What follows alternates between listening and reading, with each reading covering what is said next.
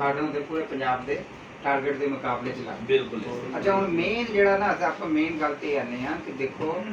ਇਹਦੇ 'ਚ ਜਿਹਨੇ ਵੀ ਆਰਟੀਫੀਸ਼ੀਅਲ ਤਰੀਕਾ ਇਸਤੇਮਾਲ ਕਰਿਆ ਕੁਦਰਤ ਦਾ ਇੱਕ ਵੈਸੇ ਕਾਨੂੰਨ ਕਿ ਨੇਚਰ ਦੇ ਖਿਲਾਫ ਜਦੋਂ ਵੀ ਤੁਸੀਂ ਕੋਈ ਕੰਮ ਕਰੋਗੇ ਉਹਦੇ ਡਰਾਬੈਕਸ ਹੋਣਗੇ ਜੀ ਉਹਦੇ ਸਾਨੂੰ ਨੁਕਸਾਨਾਤ ਹੋਣਗੇ ਮਤਲਬ ਜਿੱਦਾਂ ਤੁਸੀਂ ਕਿਹਾ ਨਾ ਵੀ ਇਹ ਪਕਾਉਂਦੇ ਆ ਕਰਕੇ ਹਾਂਜੀ ਅੱਛਾ ਡੈਫੀਨਿਟਲੀ ਉਹਦੇ ਵਿੱਚ ਜ਼ਹਿਰ ਵੀ ਰਹਿੰਦਾ ਉਹ 'ਚ ਸਾਰਾ ਉਹ 'ਚ ਨਾ ਸਿਰਫ ਐਕਸਪੋਰਟ ਦਾ ਨੁਕਸਾਨ ਆ ਇਹਦੇ ਚ ਮੈਂ ਤੁਹਾਨੂੰ ਥੋੜੀ ਜਿਹੀ ਇਸ ਤੇ ਕਰਦਾ ਕੱਲਾ ਨੁਕਸਾਨ ਨਹੀਂ ਹੁੰਦਾ ਇਹਦਾ ਨੁਕਸਾਨ ਉਹਨੂੰ ਇਨਸਾਨੀਅਤ ਦਾ ਕਤਲ ਤਾਂ ਮੈਂ ਕਹਿਣਾ ਚਾਹੁੰਦਾ ਕਿ ਇਨਸਾਨੀਅਤ ਦਾ ਤਾਂ ਚਲੋ ਤੁਸੀਂ ਕਰ ਰਹੇ ਹੋ ਇਹਦੇ ਚ ਇਤਨੇ ਨੁਕਸਾਨ ਹੈ ਕਿ ਸ਼ਾਇਦ ਮਾਈਨਰ ਫਾਇਦਾ ਵੀ ਕਿਸੇ ਜਗ੍ਹਾ ਤੇ ਨਜ਼ਰ ਨਹੀਂ ਆ ਰਿਹਾ ਦੇਖੋ ਇੱਕ ਦੁਧੀਆ ਦਾਣਾ ਦੁਧੀਏ ਦਾਣੇ ਨੂੰ ਜਿਸ ਵਕਤ ਤੁਸੀਂ ਉਹਨੂੰ ਸਪਰੇਅ ਕੀਤਾ 3 ਦਿਨ ਬਾਅਦ ਉਹਦੀ ਚਾਰ ਕਟਾਈ ਕਰ ਲਈ ਕਿਆ ਉਹ ਪੱਕ ਗਿਆ ਨਹੀਂ ਉਹ ਅੱਖਾਂ ਦੇ ਅੰਦਰ ਤੁਸੀਂ ਜਾਦੂ ਕਰ ਰਹੇ ਧੋਖਾ ਦੇ ਰਹੇ ਹੋ ਦਜਲ ਕਰ ਰਹੇ ਹੋ ਠੀਕ ਹੈ ਉਹਦੇ ਨਾ ਉਸ ਦਾ ਚਾਵਲ ਪੂਰਾ ਬਣਿਆ ਨਾ ਉਹ ਜਾਂ ਪਾਊਡਰ ਬਣ ਗਿਆ ਅੱਗੇ ਜਾ ਕੇ ਅਗਰ ਉਹ ਬਣ ਗਿਆ ਤਾਂ ਉਹਦੀ ਤਾਕਤ ਹੀ ਹੈ ਨਹੀਂ ਕਿ ਉਹ ਪੱਕ ਸਕੇ ਬਿਲਕੁਲ ਠੀਕ ਹੈ ਅੱਛਾ ਜ਼ਿਮੀਦਾਰ ਨੂੰ ਉਹਦਾ ਕੀ ਫਾਇਦਾ ਹੋਇਆ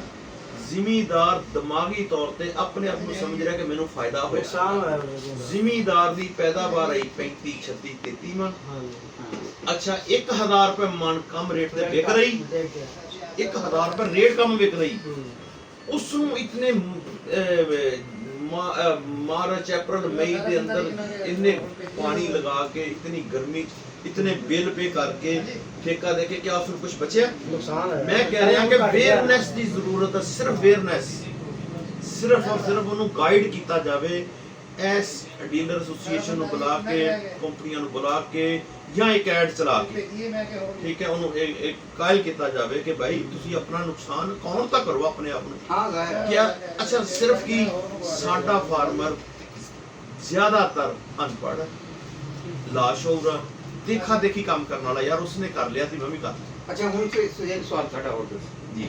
ਕੀ ਤੁਹਾਡੇ ਕੋਲ ਕੋਈ ਐਸਾ ਸਬੂਤ ਹੈ ਕਿ ਜਿਹੜਾ ਪਰਸਨਲੀ ਤੁਸੀਂ ਉਹ ਕਰਾਪ ਅਗਰ ਖੜੀ ਹੈ ਜਾਂ ਕੱਟਣ ਵਾਲੀ ਹੈ ਜਿੱਥੇ ਪਹਿਲਾਂ ਨਹੀਂ ਕੀਤਾ ਹੋਵੇ ਪਿਛਲੇ ਸਾਲ ਹੋਏਗਾ ਇਸ ਦਫਾ ਕਿਤੇ ਹੈ ਅਸੀਂ ਐਸਾ ਚਲੋ ਗੱਲ ਕਰਦੇ ਹਾਂ ਐਸਾ ਪਿਛਲੇ 2-3 ਸਾਲਾਂ ਦੀ ਵਾਕਿਆ ਤੁਹਾਡੀ ਗੱਲ ਬਿਲਕੁਲ ਠੀਕ ਹੈ ਕਿ ਲੋਕਾਂ ਨੇ ਨਾ ਜਦੋਂ ਫਿਰ ਇਹੀ ਗੱਲ ਆਈ ਨਾ ਵੀ ਨੰਬਰ 1 ਉਹਦਾ ਨੁਕਸਾਨ ਹੋਇਆ ਜ਼ਿਮੀਦਾਰ ਨੂੰ ਵੀ ਹੋਇਆ ਇਨਸਾਨੀ ਵੀ ਹੋਇਆ ਐਕਸਪੋਰਟ ਚ ਵੀ ਹੋਇਆ ਮਹਿਕਮਾਨਾ ਵੀ ਹੋਇਆ ਕਿ ਉਹ ਜ਼ਾਹਿਰ ਨੁਕਸਾਨ ਦੇ ਤਾਂ ਕੋਈ ਜ਼ਿਮੀਦਾਰ ਨਹੀਂ ਕੁਝ ਕਰਦਾ ਚਾਹੇ ਉਹਨੂੰ ਵਕਤੀ ਤੌਰ ਤੇ ਫਾਇਦਾ ਹੀ ਨਜ਼ਰ ਆ ਰਿਹਾ ਅੱਛਾ ਹੁਣ ਅਸੀਂ ਕਹਿੰਦੇ ਆ ਕਿ ਦੇਖੋ ਅਸੀਂ ਬਾਹਰ ਸਾਡੇ ਬੰਦੇ ਜਿਹੜੇ ਆ ਇਹ ਬਾਹਰ ਫੀਲਡ ਤੇ ਜਾਂਦੇ ਆ ਅਸੀਂ ਇਹਨਾਂ